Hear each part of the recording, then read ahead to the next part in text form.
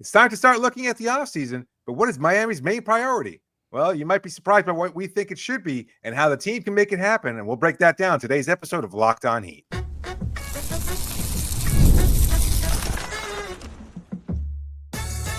You are Locked On Heat, your daily Miami Heat podcast, part of the Locked On Podcast Network, your team every day.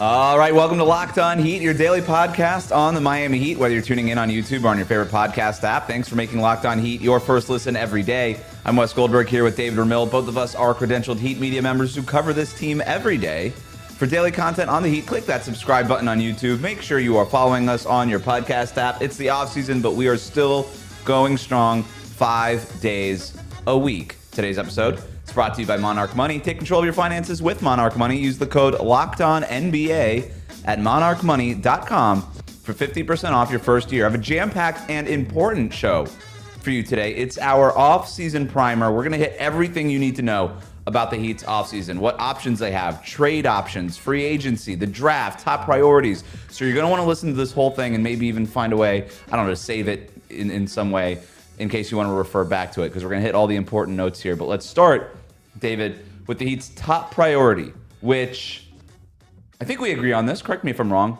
The top priority is trade for a star. I think that's going to be the number one thing that the Heat want to do, and everything that happens this summer is going to be directly or indirectly tied to that. The draft, free agency, what options they have, some of these contract extensions and other contracts that they can potentially give out. Everything is going to start with the question of, does this help or hurt us get that star? How can we get that star? Do you agree with me? I do think that's the priority. And I know a lot of listeners are probably already confused because we do know that there is a portion of the fan base that thinks that this team is headed for what could be a rebuild. And you and I are both in agreement on that as well. And judging from the comments we heard from Erik Spoelstra and the players on this team, and we have yet to hear from Pat Riley, although that's in the future, I don't think a rebuild is even remotely a possibility. We just don't see it happening. This team is looking at what it's going to take to improve this group. Erik Spoelstra has talked about that. Bam and Tyler Herro, as the two leaders of this team, have talked about what it's going to take. A rebuild is not in the cards. And whether that's a move that a lot of people disagree with or not, that's just what we have to lay out, and that's what you have to accept, because we're moving forward with the idea that this team is looking to tinker. It's going to be making some changes. How much or how many, that depends to be seen. But I think it does start with the acquisition of a star first and foremost, knowing that this team is looking to improve and continue to win, not blowing things up so that they can start over from scratch.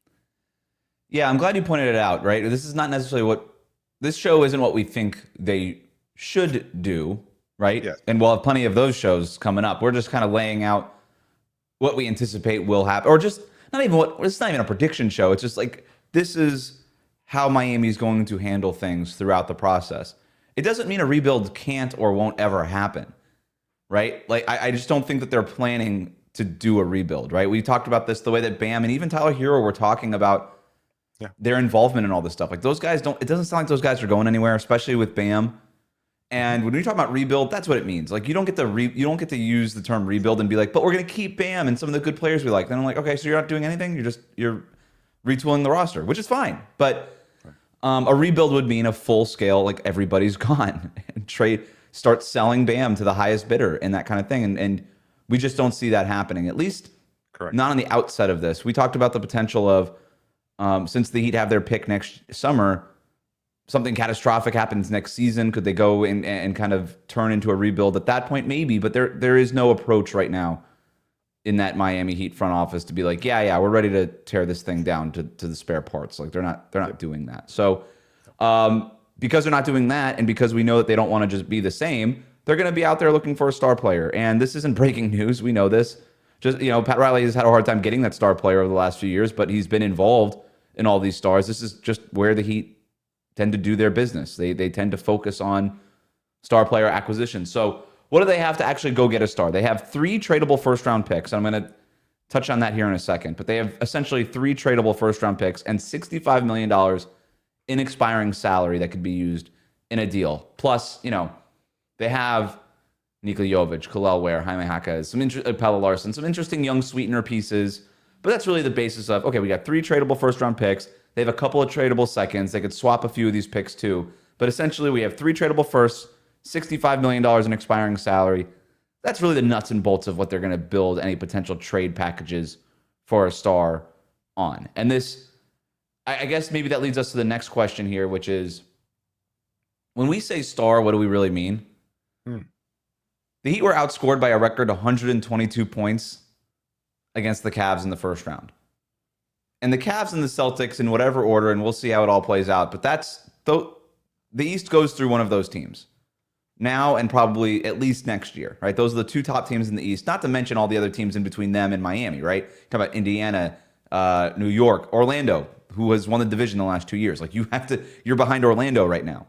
So what, David, do you think, like, when we're talking about that star, I think what we're talking about really is just a guy who can elevate the offense. This is a team that's been in the bottom 10 in offensive rating for 3 years in a row now. It just feels like they need a guy who can score, but also help generate looks for teammates and just help grease the... This offense has just been so stilted the last few years. They need to make it easier for themselves. Yeah, I think you're looking at something in the vicinity of a top 30 player in the league. Something that they were missing was since the trade of Jimmy Butler. You look at Tyler Herro, and for all his improvement, you look at what Bam represents. And I don't think, like, Bam flirted with that positioning within the NBA ranks, but as other players have continued to get better and as Bam took kind of an off year, I think you're still looking for a player, if not top 30, maybe closer to top 20. Those players are very few and far between. You're not going to find. Well, there's only 20 or 30 of them. Well, no, obviously, that being the case, some of them playing on the same team as the other teammates. So, you got multiple players like that. You got Luka and LeBron James. You got Jaylen Brown and Jason Tatum, et cetera. There are a lot of players that are in that category, and doesn't seem likely. So there are some names out there, but at the same time, you're looking for a top player offensively, and I don't think you're looking for anybody who's a sieve defensively either. Like, this team just takes too much pride in what they do defensively. So it's not.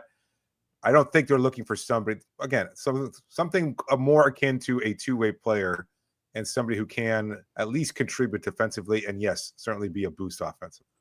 Yeah, it's not just the pride thing defensively, and you're exactly right. They can't afford to have another negative defender out there. Between Tyler Herro, who, like, assuming that he's sticking around and Kalel Ware is sticking around in that trade, which maybe is not a fair assumption, but I'm going to go ahead and assume it. Yeah, you can't have more minus defenders in that starting lineup if you're going to start with Tyler Herro, Bam, Kalel Ware, and whatever the other 2 guys are going to be. That player has to be a two-way player, and so I think you're right. You were talking about top 20-ish, top 30-ish, and I went to like the Ringers top 100 rankings because it was the first one that I thought of, and they tend to update theirs throughout the season. And it's by no means like the Bible of who the top 20 or 30 guys are, but I think it's a good benchmark. The 20th best player in the league, according to the Ringer, Jimmy Butler. Ironically enough. The 30th best player in the league was Jamal Murray. Is a Jamal Murray type, is that... I'm not saying they're going to trade for Jamal Murray, but like that type of, like that quality level player.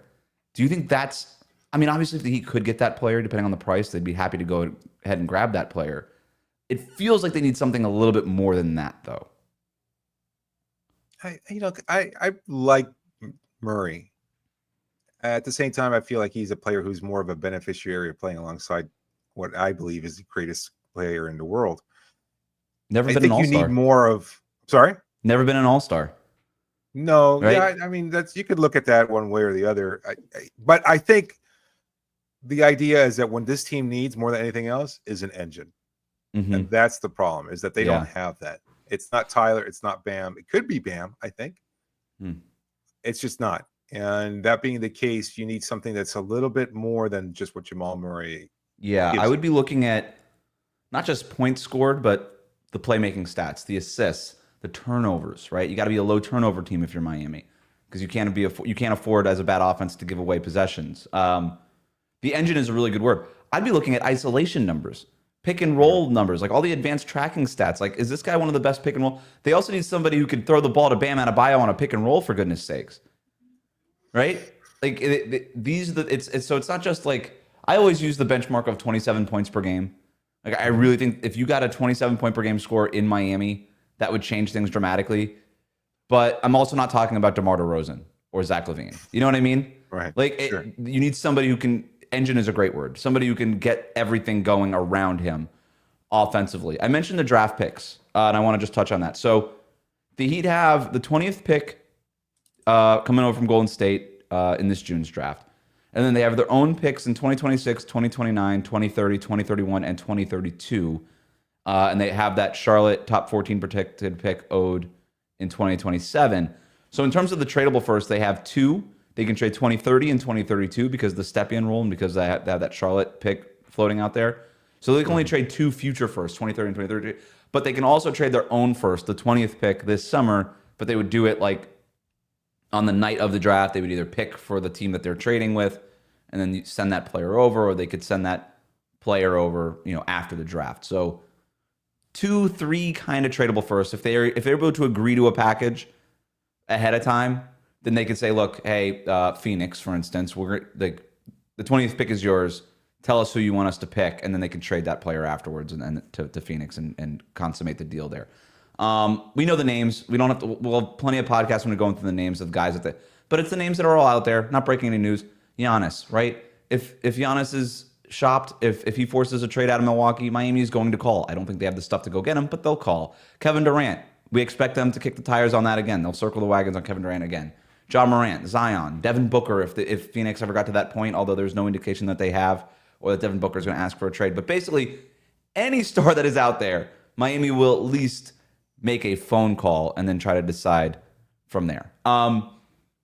Both guys in Miami's starting backcourt, however, are up for new contracts this summer. We're going to talk about Tyler Herro's extension and Davion Mitchell's restricted free agency, and the main reason why Miami might not be able to bring Davion Mitchell back. We're going to talk about all that after this here on Locked On Heat.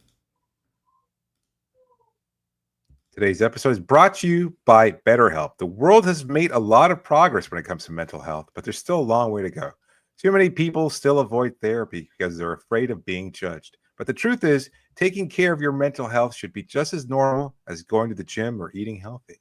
The Mental Health Awareness Month. This is Mental Health Awareness Month, but let's normalize getting help and encourage everyone to prioritize their well-being, because when people feel supported, families, workplaces, and entire communities are better for it. Listen, therapy it shouldn't be a problem to talk about. And it's not just because you're in dire straits or because you desperately need somebody to talk to. Sometimes you just want to be able to get a perspective that isn't yours, or from something different from a family member or even a close friend. They're kind of wired to give you their perspective on things. But you know what? Sometimes you're just looking for somebody else's voice, somebody to say, you know what? Well, maybe you could try this a little differently, or maybe you can look at these different things that are happening in your life and get a perspective that gives you the kind of balance that you're looking for in your life. And if that's the case, well, you know what? Then you should try BetterHelp, because BetterHelp is easy to get started with. It's easier than ever. It's fully online. It's got a network of over 30,000 licensed therapists, and you can switch therapists anytime at no extra cost. You can easily switch therapists anytime at no extra cost. So be better with help. We're all better with help. Visit betterhelp.com/LockedOnNBA. Get 10% off your first month. That's BetterHelp, HELP.com/LockedOnNBA. We'll be right back.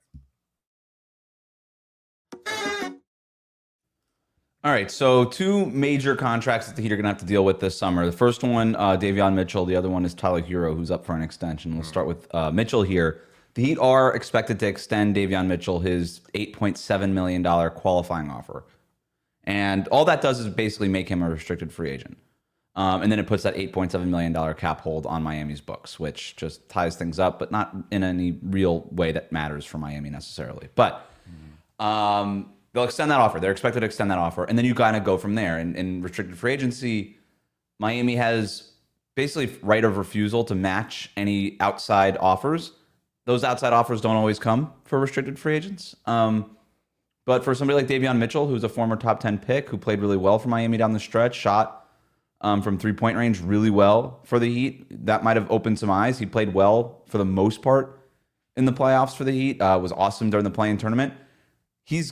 It wouldn't surprise me if he had some suitors out there, if some people put in an offer, certainly more than $8.7 million. It feels like he's played himself at least to or over that range in terms of annual salary. So The Heat can match any outside offers, or they can and then negotiate a new offer or a new deal with Davion Mitchell. And then once that new deal happens and everybody agrees to it, if the Heat and Davion Mitchell agree to a new deal, that new deal would just replace that $8.7 million, whether it's for less or more, or the same or whatever. So the question, there's a couple of questions here.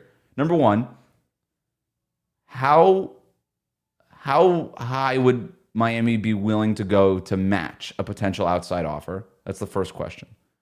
Because I think in terms of do they want him back, I think the answer is yes, right? They just, you can't just pay him anything, because the other question is, how much are they willing to eat into their 2026 cap space in order to retain Davion Mitchell? Because I'm going to assume that he's not going to be down to just sign a one-year deal after this guy's been bouncing around for his whole career. So that's part of it. I see a bigger question that actually might define everything is, given what we just laid out as the team's top priority, will they make him a priority? Will they make him even something that they can address until they resolve whatever their situation is in terms of acquiring said superstar? Like, we've seen this play out before, not just necessarily with Miami, but with other teams. It's like, oh, we're going to focus on getting A done. And in the meantime, B through Z is going, well, hey, I'm going to take a hike because you guys aren't worth my time. I'm going to go look elsewhere. And I don't know how Davion feels. Again, I think he wants to be here, but as he said in his exit interview, he's looking to explore something he's never had the opportunity to explore. And while Miami's kind of maybe holding court a little bit in terms of their acquisition of a star being their top priority, in the meantime, Davion might say, well, that's great, fellas. You go ahead and get that done, but I'm going to go get mine. And as much as I think a lot of fans want Davion back, he might just not be the priority for this team moving forward. And if that's the case, they might not even have the ability to re-sign him. It's a great point, right? So the one thing about restricted free agency, and I don't know the exact, dates on the calendar, but they can extend that qualifying offer to him and then make him a restricted free agent and then just sort of wait it out. And I think you have and then obviously a team could force their hand by making him an offer, because I think it's... Yeah, that's when it's going to happen, though. Yeah, I think it's 48 hours, like 2 days you have. Maybe it might be a day. I'm not sure. That's an offer sheet. Yeah, to make a decision on it. So, yeah, I guess they could extend the qualifying offer and then just hope that nobody comes in with an offer. And then that way they can just wait it out and just say, hey, like, we're going to negotiate a new contract with you, but like, we're dealing with all this stuff over here first, which might not, like, Davion Mitchell might not be thrilled about, but at the same time, like, if he's a restricted free agent, I don't know how much, say he has in all of that. So yeah, I don't know. It's a great point though. It is a really good point, which is why I think it's a tough spot, right? Like, if Miami feels like, okay, we kind of know what a max salary looks like. We know how much it is. And the players that we're thinking about, years of service, like, we have an idea it's going to be like $50 to $55 million a year. Mm-hmm. This is how high we can go on Davion Mitchell, regardless of who that star player is, because we kind of know that star player's salary if we get that player. This is how high we can go on Davion while also maintaining that flexibility. So maybe it doesn't matter. I don't know. Like, this is the part where Andy Ellsberg kind of figures it out. He excels at this, yeah. Yeah. Is he a priority in terms of, if you can't get the superstar, do you still want Davion back? Yeah. Is that how yeah, I would because he's at the very least he's tradable, right? I mean, if that's what he's going to be, then he's valuable to your team, and then he's a nice tradable player that you can use in a deal down the road potentially. Do you have any concerns that re-signing Davion is more akin to what they've done in the past, which is to overvalue their role players and perhaps overpay for them? Like, I think the majority was really impressed with what he did during the play-in, during the close of the regular season. Like, in limited opportunities, he went from being a starter to a bench player to shooting 45% from three-point range. But he also got burnt a little bit by an all-star in Donovan Mitchell. And, it wasn't a great series for any Heat player. So this is not just necessarily on Davion. Yeah. But, is he a player that you have to prioritize in terms of making him a part of your future and perhaps maybe even overpaying him as such? No, but you can't pay him $18 million or $20 million a year like you did with Tyler Johnson, right? Like, you can't do that. But yeah, and I know that the Heat front office like caught a bunch of flack for re-signing Dion Waiters and James Johnson and all that stuff. But what did Pat Riley say back then? We can use these guys for trades. He ended up being right. Sure. So I think if it's so that kind of brings me to like, what do we think the market value for Davion Mitchell really is? I think he made money since coming to Miami. You could argue that had he just not gotten traded from Toronto just renounces his restricted free agency because they weren't going to pay him that qualifying offer. They weren't going to hold up their cap for that, and he probably gets signed for the minimum somewhere, and that ends up being his career, right? Maybe. Like a 1 year prove it deal kind of thing with a player option for the following year. Something like that sort of deal. Yeah. He made himself, I don't know, 5 times that money. Like 3 times that money probably. Yeah. So I was like TJ McConnell, 4 years, $45 million. That's what he signed last summer for Indiana. Something in that range, maybe like a 4 for 40 range. That feels like it could be a market value for Davion. Better than McConnell, isn't he? McConnell's got so much equity with Indiana. I kind of had that baked in. I don't know. Sure. Yeah, no, I get it. But you're right though. That's somewhere in the vicinity of what he's likely at. Chris Dunn, between 40 and 48, maybe somewhere around there. Chris Dunn signed for 3 years, like $6 million a year. But Chris Dunn was similar to Davion, lottery picks, defensive leaning. But Chris Dunn coming off of Utah, he was okay. If Chris Dunn went into free agency off of this year he just had with the Clippers, he would probably be making $10 million a year, I think. Yeah. So that sounds about like 10-ish million a year for Davion. Probably ends up, I don't know. That's where I think he could be 12. Could be as high as 12. 10 to 12, something like that. Yeah, that sounds like about the Davion Mitchell range. And I think that's fine. Even if he's your backup point guard. Like TJ McConnell's coming off the bench for Indiana. Now, if he's your backup point guard, you better have a really good starting point guard. But that's a core. That's a guy who's in the top 7 of your rotation every single night, and I think that's fine. So we'll see what happens with that. The other contract that they have to worry about is Tyler Herro and his extension. This is a big question. I actually think the answer is pretty simple, though. David, we'll talk about that next here on Locked On Heat. Today's episode is brought to you by Monarch Money. You ever check your bank account and wonder, where did all my money go? Between dining out or online shopping, maybe even a little entertainment mixed in here and there, it's easy to lose track of your expenses, but that's where Monarch Money comes in. Your personal CFO, giving you full visibility and control over your finances. Monarch Money isn't just a budgeting app. It's a complete financial command center. You can track all of your accounts, investments, and spending in one place, so you stop just managing your money and you start building wealth. Instead of juggling multiple apps, you can use Monarch to check your finances, track spending, and even plan long-term goals. Again, this is about building your future, not just about managing money right now, but also down the road. So take control of your finances with Monarch Money. Use the code LOCKEDONNBA at monarchmoney.com for 50% off your first year. That's monarchmoney.com, code LOCKEDONNBA for half off your first year. We'll be right back.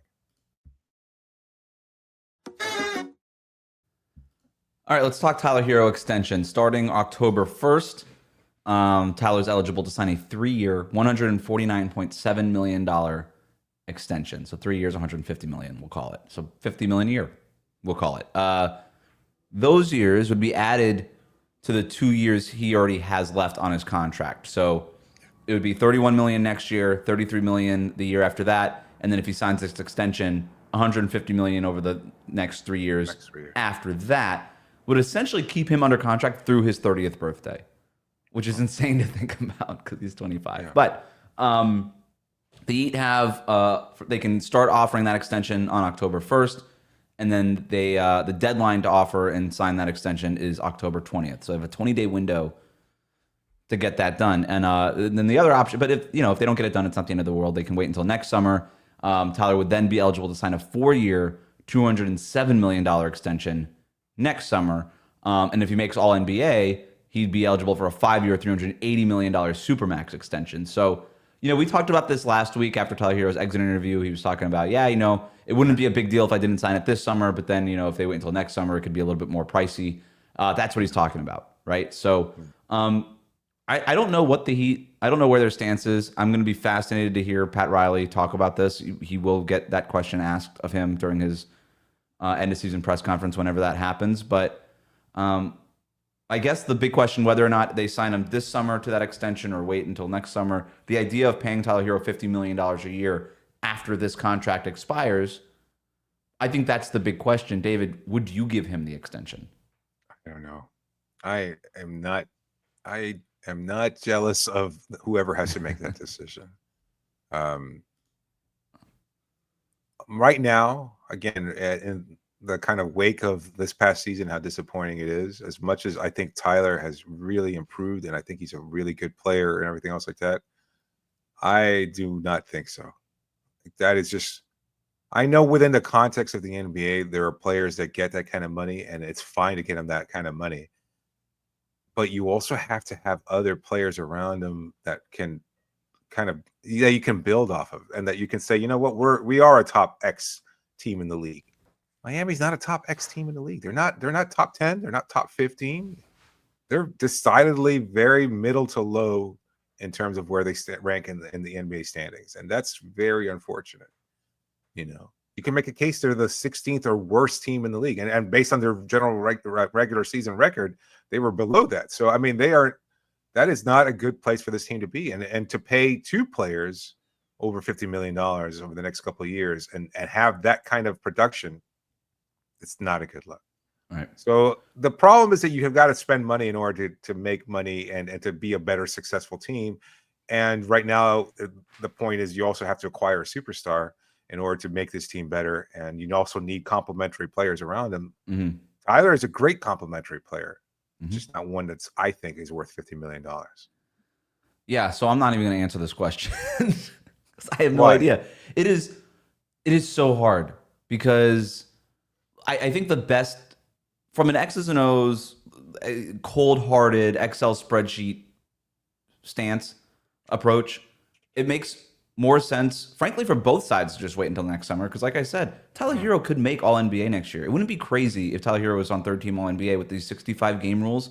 Enough injuries, like that guy is on third-team All-NBA. You know, it happens like that.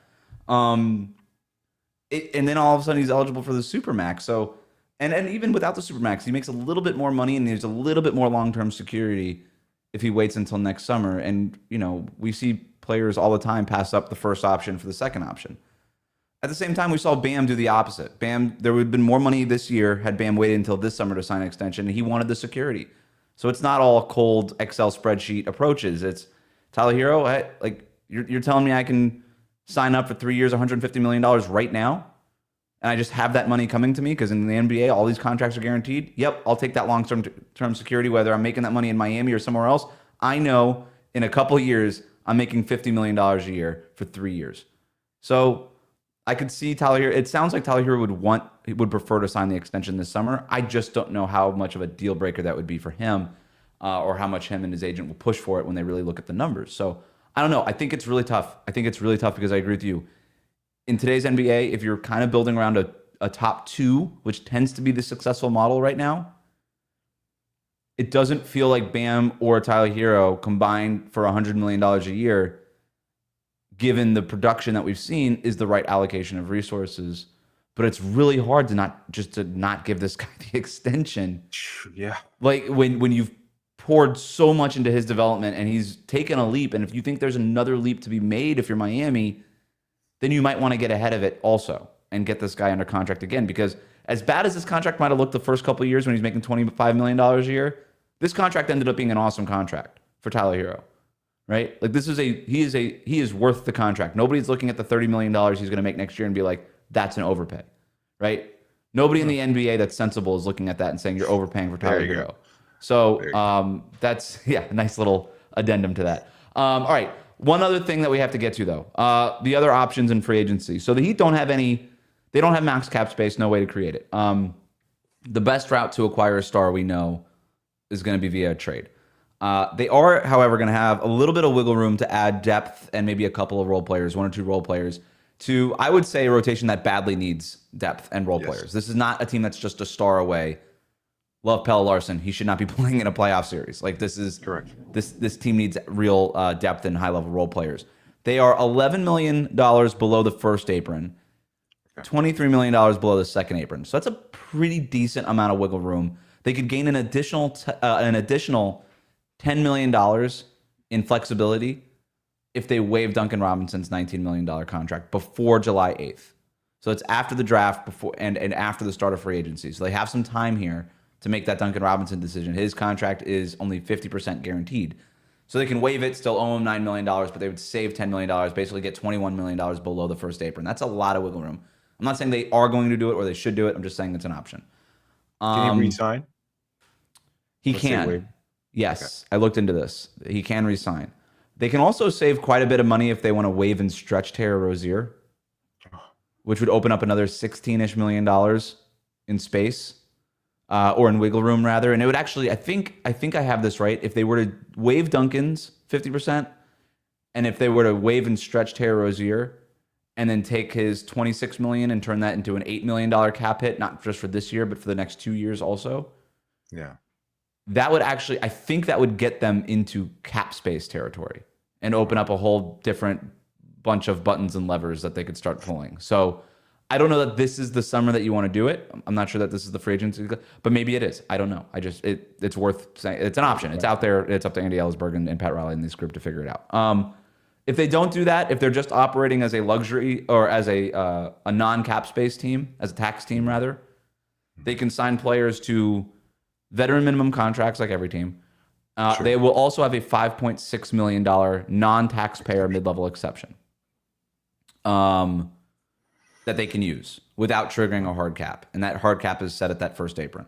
So that's when that $11 million below the first apron comes into play. So, yeah, they have a $5.6 million cap exception that they can use on free agents. They also have trade exceptions that they created from the Jimmy Butler trade, $7.3 million, $3.1 million, $2.1 million. They can use that to acquire a player into that trade exception via a trade. They also have access to the $5 million biannual exception, which you get every 2 years. But using any of those would also trigger the hard cap. Not saying that they wouldn't do it, just something that they have to be aware of.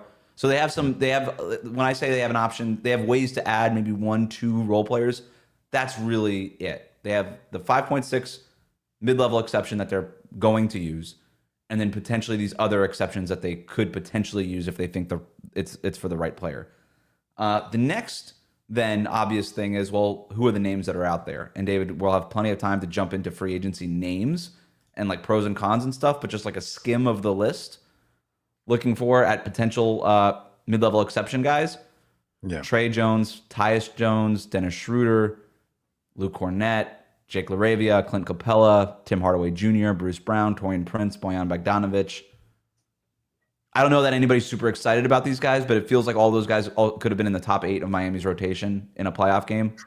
And that's sort of the idea. Not saying much, but yes. Yeah. Right, not saying much, but that is also, it's part of what you're trying to accomplish here. But like somebody like Trey Jones, Tyus Jones, a point guard, something like that could make sense. A shooter, especially, if they do have to part ways with Duncan Robinson, these are like a Tim Hardaway Jr. or something like that. Like that's where this starts to come into play.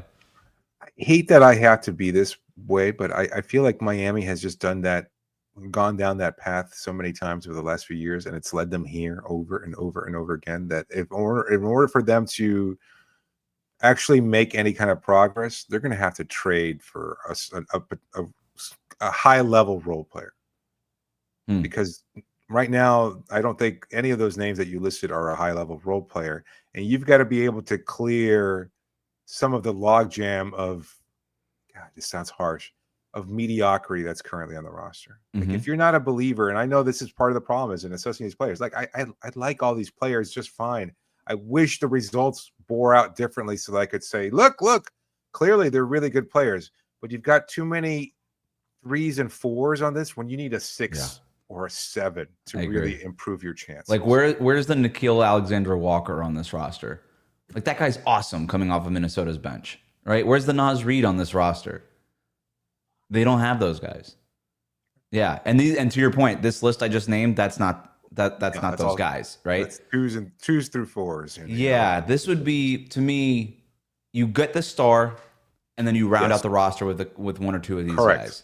That's you can't just do, if you just do this, because to your point, it was different. This was a veteran minimum guy, but they basically did that with Alec Burks last year. Like, oh look, we brought all these things back. I will say the biggest difference between this and after trading Jimmy Butler it gives them substantially more room now. They weren't able to use the exception last summer. Right. Because of they were $1 million away from the luxury tax, the apron. And now that at least they have this optionality to add a little bit of a better player than Alec Burks. So, yeah, to your point, I'm not jumping through hoops, being like, I can't wait to get Dennis Schroeder in the building. But, it's part of the overall equation, I suppose. And look, this was the offseason primer. If you're not enthusiastic about it, sorry, don't know what to tell you. These are the options that the Heat have. It's better than last summer, David, when we had Keith Smith on from Spotrac, who was like, the Heat can't really do anything. No. And then what happened? The Heat didn't do anything. And we spent 3 months being like, I guess they're not going to do anything. And Keith Smith called it way ahead of time. It feels like there's at least a little bit, there's more options now than there was this time last year.